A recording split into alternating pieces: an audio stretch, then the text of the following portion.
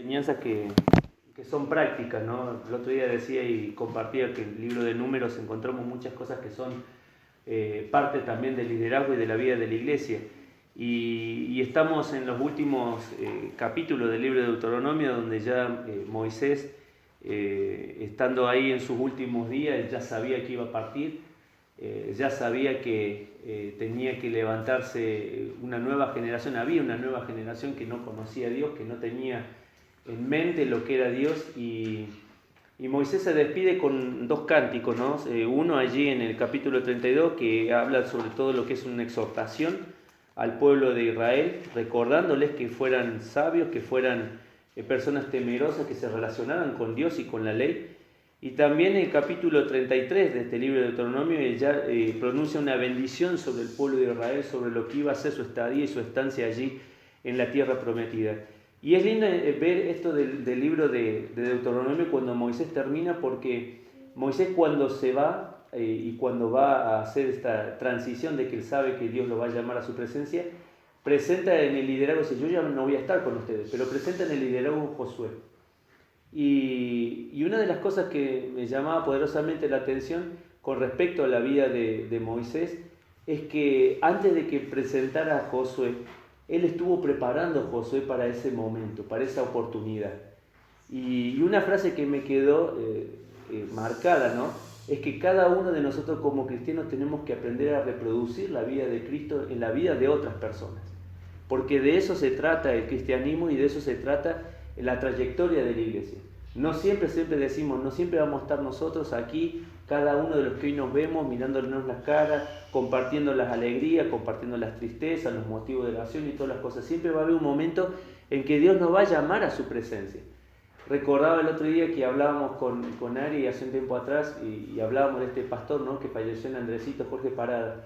Y me acuerdo que en el 2017, cuando tuvimos la última oportunidad de viajar, 2017, 2018, no me acuerdo cuál de los 2 años, me acuerdo que estaba compartiendo él un mensaje y en una reunión de oración y pidió un motivo especial y dijo: oremos, hermanos, para que Dios levante en esta iglesia pastores y líderes responsables para la iglesia. 2 años antes. Y él falleció hace poquito de cáncer. El cáncer lo agarró, lo tomó muy fuerte y hizo que realmente no perdurara mucho su vida. Y una de las cosas que me llamó la atención es esto, ¿no? Cómo Dios puso en su corazón, sabiendo que lo iba a llamar a su presencia. Tal vez no le dijo: mira, tal fecha te vas, pero le dijo: Señor, yo te estoy llamando ya a mi presencia, prepárate para dejar a otras personas en ese lugar. Y Moisés hizo lo mismo. Moisés sabía que se tenía que ir y preparó una persona. Y la pregunta es si nosotros estamos haciendo lo mismo, si estamos invirtiendo el tiempo en la vida de otras personas. Vieron que el Señor Jesús, cuando Él se va, dice: bueno, a todo potestad me dio en los cielos y en la tierra, por tanto, y a ser discípulos. Y eso de ser discípulos es justamente reproducir la vida de Cristo en lo otro. No es que lo hagamos nosotros, lo hace la palabra del Señor, lo hace el Espíritu, pero Dios necesita a las personas para llegar a las personas. Y somos nosotros ese canal de bendición. Pero me encanta la vida y el corazón de Moisés, esa entrega de decir: sí, tenemos que partir, preparar a la siguiente generación. Pero me encanta esta exhortación. El capítulo 32 de Deuteronomio dice allí en el versículo 4 en adelante: Él es la roca, dice, cuya obra es perfecta, porque todos sus caminos son rectitud. Dios de verdad y sin ninguna iniquidad en él. Es justo y recto. La corrupción no es suya, de sus hijos es la mancha. Generación torcida y perversa. Y dice la pregunta que hace en el versículo 6. ¿Así pagáis a Jehová, pueblo loco e ignorante? ¿No es Él tu Padre que te creó? Él te hizo y te estableció. Y dice el versículo 7, acuérdate de los tiempos antiguos y considera los años de las muchas generaciones. Pregunta a tu padre y él te declarará, a tus ancianos y ellos te dirán, cuando el Altísimo hizo heredar a las naciones, cuando hizo dividir los hijos de los hombres y estableció los límites de los pueblos según su número de los hijos de Israel, porque porción de Jehová es su pueblo, Jacob la heredad que le tocó. Y sigue la exhortación que él habla, ¿no? Pero Moisés conocía muy bien quién era el pueblo que lo estaba rodeando. Moisés sabía muy bien cuál era la intención y los corazones que estaban alrededor de él. Moisés les tiene que decir, antes que se partan, miren, yo ya me estoy por ir, pero recordemos algo, le dice. Primer punto, ¿qué debían recordar? Lo que era Dios tenía que ser para ellos. Versículo 4 dice, Él es la roca cuya obra es perfecta y todos sus caminos son rectitud. No puede decir otra cosa Moisés de Dios. Decir todo lo que Dios había hecho para con el pueblo. Él era el que lo había sacado, él le había mostrado sus promesas, le había mostrado la ley, le dio la oportunidad de entrar a la tierra prometida. Veíamos el domingo pasado que el pueblo no quiso entrar por su falta de fe y compromiso con la verdad de Dios. Y se quedaron dando vuelta 40 años. ¿Saben cuánto es la distancia que tenía que recorrer el pueblo de Israel una vez que salió de Egipto para entrar a la tierra prometida? Tan solamente 15 días. En 15 días hubieran entrado a la tierra prometida. Y sin embargo, a las puertas de la promesa del Señor comenzaron a quejarse y comenzaron a ver que las cosas eran difíciles. Y Dios les tuvo que decir, por cuanto no creíste, así como 40 días estuvieron dando vuelta para investigar la tierra, 40 días irán al desierto, 40 años irán al desierto a dar vuelta y a ver que esta generación que no creyó termine allí sobre la tierra. Ahora, qué tremendo, ¿no? Pero Dios les tiene que decir, Moisés les tiene que decir, esta es la obra de Dios y la obra de Dios es perfecta. ¿Cuántos de nosotros muchas veces no somos capaces? Yo me pongo a veces a cuestionar mi accionar y cuestiono muchas veces las cosas que Dios hace. Pero Moisés le tenía que decir al pueblo, Él es un Dios cuyas obras son perfectas. ¿Cuántos de nosotros muchas veces miramos las circunstancias, los problemas, las cosas que están a nuestro alrededor? Ayer hablaba con mi sobrino y cuando él me decía, no supe qué hacer, tío, me decía, porque me vino de repente y hoy me siento, y me empezó a decir todo él cómo se estaba sintiendo. Le digo, no te pongas mal, Dios permite que pasen las cosas. Vos estás mirando que chocaste un vehículo, le digo, pero no estás mirando, le digo, que podías haber terminado dando vuelta, que podías haber terminado en el hospital, que hoy estarían tal vez velando, le digo, y Dios no permitió que pasara eso. Dios permitió otro tipo de circunstancias, que te hizo temblar, y sí, te vas a temblar, pero también te hizo probar para ver dónde está tu confianza. Entonces le digo, hoy tenés dos opciones, o confías en lo que Dios está haciendo, o realmente te quejas y te quedas allí en el piso, lamentando por qué pasó esta circunstancia. Y el pueblo de Israel estaba en la misma.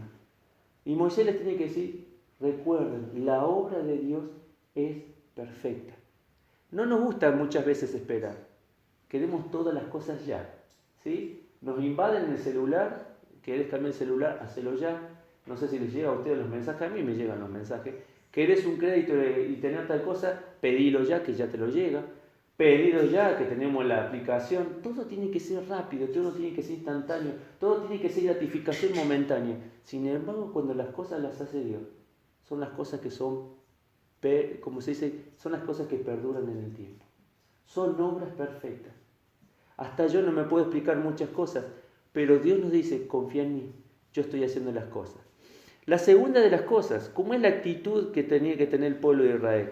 Uno miraría todo lo que había pasado y diríamos todo una actitud de gratitud, una actitud del corazón de gratitud hacia el Señor, una actitud de gozo, una actitud de alegría. Fíjate cómo le dice el versículo 6, así pagáis a Jehová, pueblo loco e ignorante. Y hay tres palabras que utiliza allí. La primera es pagar, ¿sí? Que en el original, lo tengo allá acá anotado, dice, es gamal, y dice, recompensar a una persona por lo que se merece. ¿Sí? Ese es el sentido de la palabra ahí, pagar. Recompensar a una persona por lo que se merece. Y Moisés le dice al pueblo de Israel, ¿así recompensan a Dios? ¿Así le devuelven a Dios? ¿Así le pagan a Dios todo lo que Él ha hecho?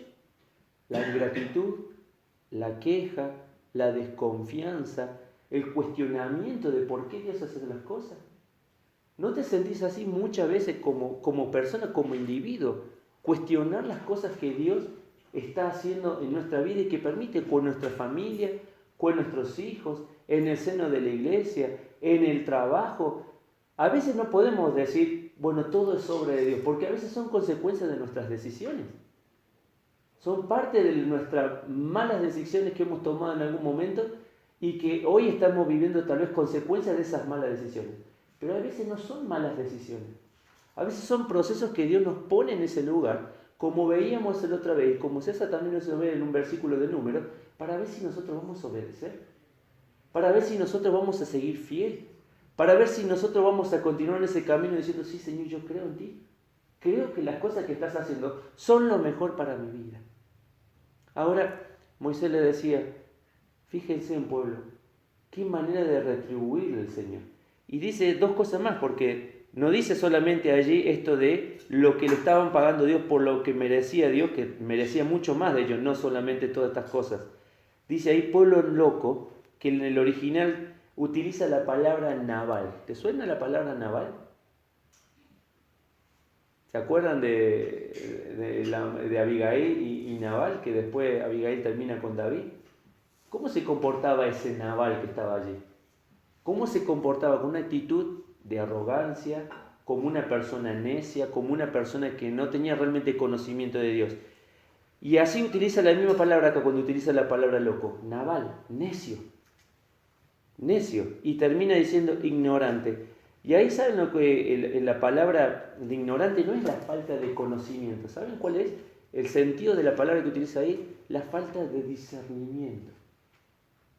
Son dos cosas distintas, no tener conocimiento y la segunda de las cosas es no tener discernimiento. No darse cuenta lo que Dios está haciendo. Ahora, esta era la actitud del pueblo, ¿no? Moisés les decía, pueblo loco, pueblo ignorante, pueblo que les pagan mal a Dios por todos los beneficios que Dios estaba haciendo con ustedes y ustedes están en esta situación. Y termina con un llamado más de atención, quiero que lo mires ahí, en el versículo 15. Pero engordó Jesurum, dice, y tiró coces, engordaste, te cubriste de grasa, entonces, dice allí, abandonó al Dios que lo hizo y menospreció la roca de su salvación. La primera de las cosas, tenemos que saber quién es nuestro Dios, que sus obras son perfectas. Pero segunda, nuestra actitud tiene que ser una actitud de agradecimiento constante por las cosas que hace. ¿Saben por qué? Porque de a poco comenzamos a abandonar a nuestro Dios. Y de a poco comenzamos a sentir menosprecio, quitarle el valor a la persona del Señor Jesús. Por eso si nosotros hoy nos encontramos en una situación de crisis, no es para salir corriendo, es para salir y postrarnos a los pies del Señor y decirle, Señor, aquí estoy, ayúdame a entender lo que debo aprender. Moisés se iba, y vuelvo a decir, y le decía al pueblo, ustedes van a participar de esto, van a hacer de esto, van a tener tierras que van a ser de mucho beneficio para ustedes, van a tener riquezas, pero no se olviden del Señor. No se olviden del Señor. Y acá está la persona que estuvo preparando el Señor, Josué, para que entre en la tierra prometida con ustedes. ¿Cómo estamos viviendo nuestra relación con el Señor? Tal vez no nos damos cuenta, pero a veces con nuestras actitudes, nuestros pensamientos, nuestra forma de ser, nos olvidamos de ser agradecidos con el Señor. Y estamos cuestionando constantemente lo que el Señor permite que pase, a veces en mi vida, a veces en la vida familiar, a veces en la vida laboral, a veces en la vida económica. Cuestionando lo que Dios está permitiendo que pase. ¿Saben qué? La mayor grandeza que tenemos es cuando vamos a los pies del Señor y nos rendimos a Él. Termino con un versículo que lo dije de memoria el otro día, Salmo 119, a ver si me acuerdo bien, porque me vino a la mente. Salmo 119. A ver. Salmo 119. ¿Cuál? 33.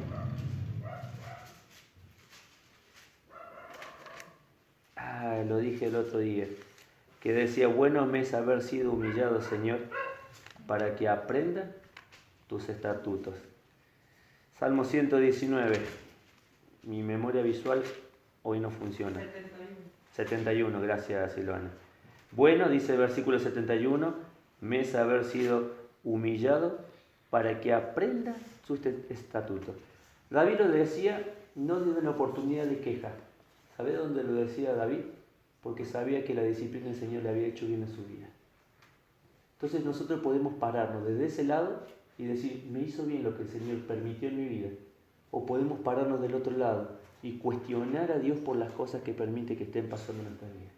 Recordemos, su obra es perfecta. Vamos a orar y a terminar en esta noche la oportunidad que el Señor nos permite estar juntos. Le voy a pedir al tío César, si quiere terminar orando, por favor.